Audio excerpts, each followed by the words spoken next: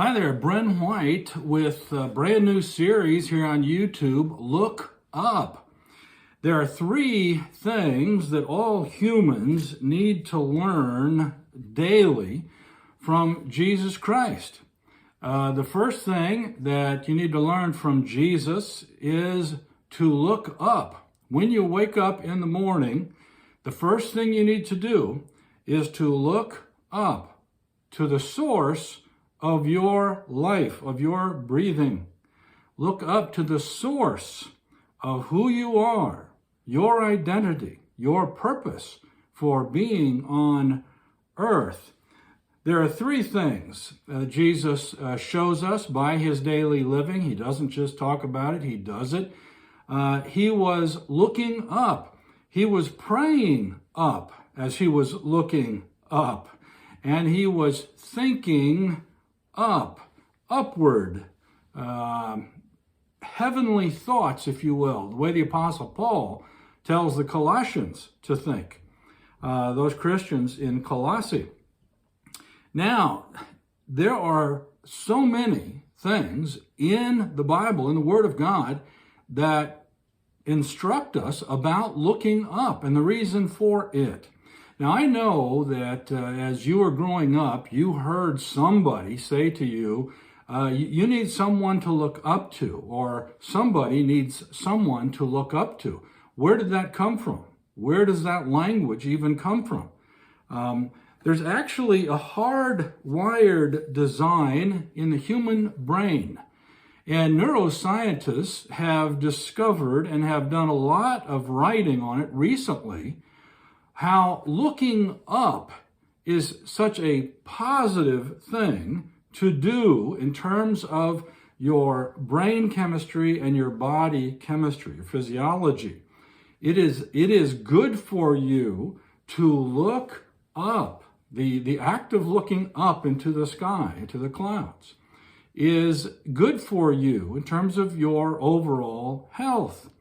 There's a reason for this, because the God who designed all things, the one who designed up and down, the one who actually separated out the sky from the land, the one who actually created the sky, and he created it in such a way to reflect his holiness and beauty and goodness, his glory. It is to reflect him.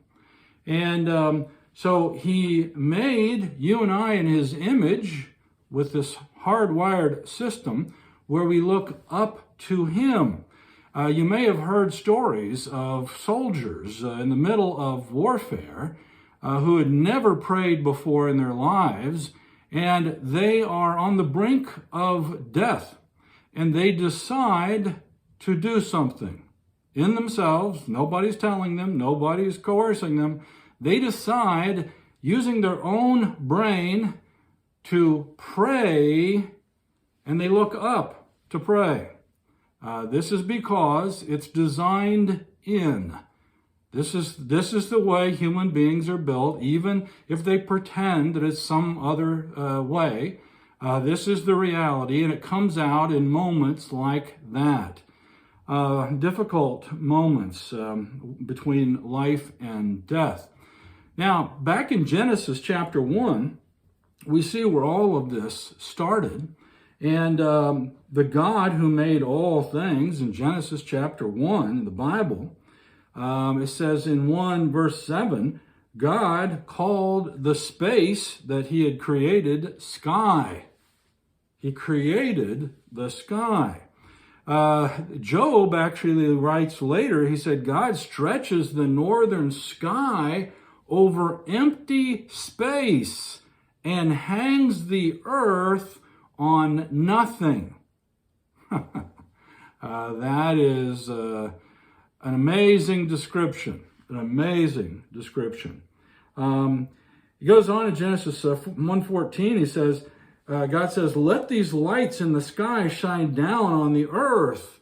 He designed all of the universe in a way that distinguishes between up and down, a way that would gather the attention of the human mind. And then, of course, people end up sailing boats by the stars in the sky. We'll read another thing about that in just a second. But the design of God, starting with you, and the design of God in terms of his creation out here, that interface is crucial. And the biggest, most important interface is your relationship with the one who thought you up and who put you here for his purpose. He put you here. You're not here by accident. Anybody who's told you you're here by accident doesn't know anything. They don't know the first thing about complex integrated systems, for one thing. They don't know how this works. Nothing appears out of nothing except by the power of the living God, the one who made all things, who thought up all things, and actively sustains all things. In Genesis 1:31, it says, "Then God looked over all he had made and saw it was very good." He looked over all of it from above. He's looking over all of it, and it was very good, what he had produced. Amazing, awesome. Scientists still can't figure it all out. It's awesome. The complexity of what God has created is beyond the human mind. And then in Job 35:5, we have one of Job's friends explaining some things or trying to reason out some things. And he starts off by saying, "Look up into the sky and see the clouds high above you." And he's talking about God's place.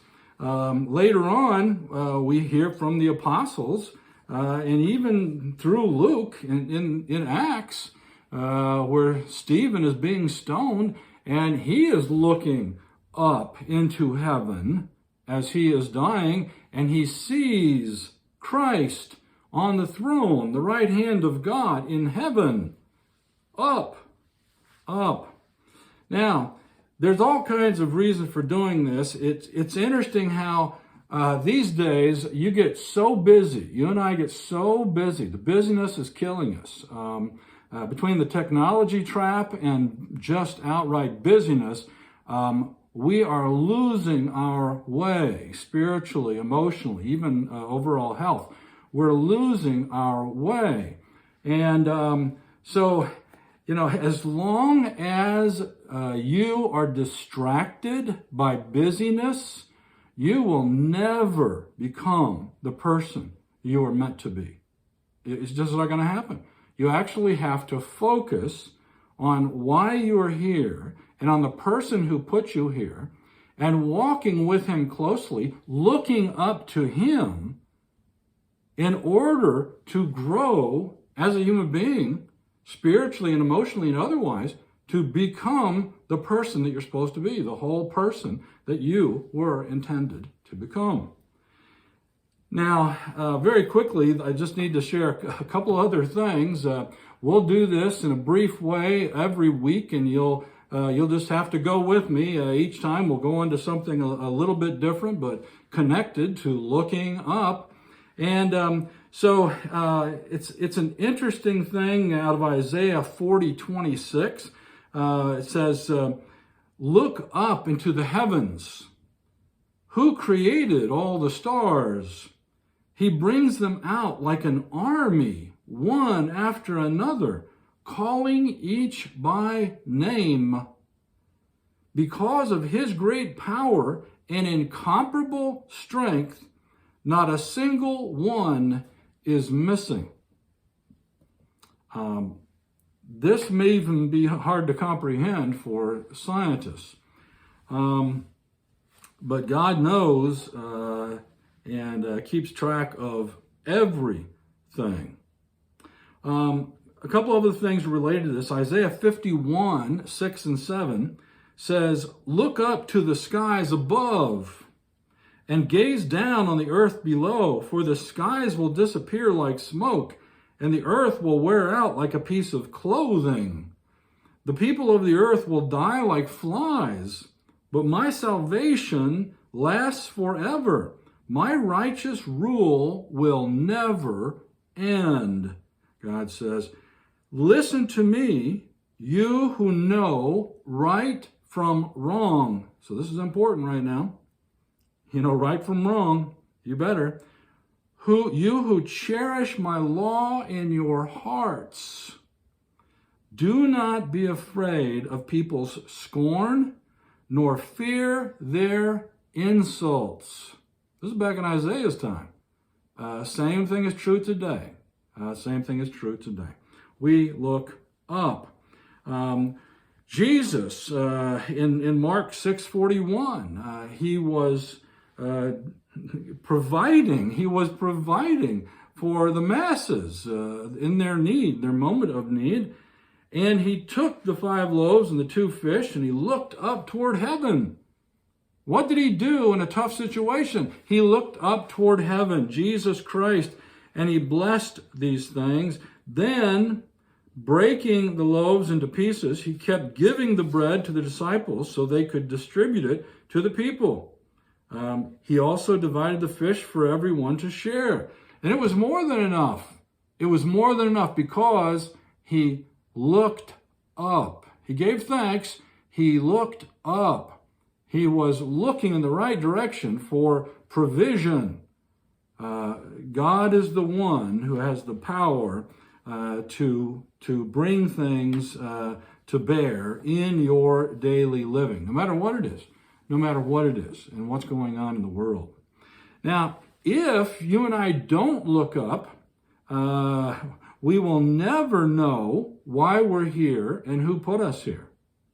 If we don't look up, we will never know the truth, because the one who made all things is the source of all truth. He is the single source. There are not multiple sources, and this is being proven right now in the world. Don't be trusting sources of information horizontal to you. The only information you can trust is from Him, the one who started and maintains all things actively every single moment of the day. You will never become the person you were meant to be, as I mentioned. You will never experience deep joy. You're not going to get there without looking up. Every time a human being looks up and sees the beauty of God expressing Himself through His creation, reflecting the glory of who He is, there is joy. There is deep joy. And you'll be in a constant state of anxiety if you do not look up. If He is not the source of your help, you don't have someone to look up to, you're going to be hurting a lot and often. And so this is what the design is all about. The design of God is that He has all the power. He put it all into play. He is maintaining it. And Jesus Christ comes to walk among us, to be the good shepherd, to show us that He personally wants to shepherd us through this life. And by His example, what did He do every day when He woke up and when He was on the earth? He looked up. So you and I need to learn this first thing from Him. Look up. Every morning, all through the day, and even into the night, you're looking up, you're praying up, you're thinking up. God bless you. We'll see you next time. Stay strong. Bye-bye.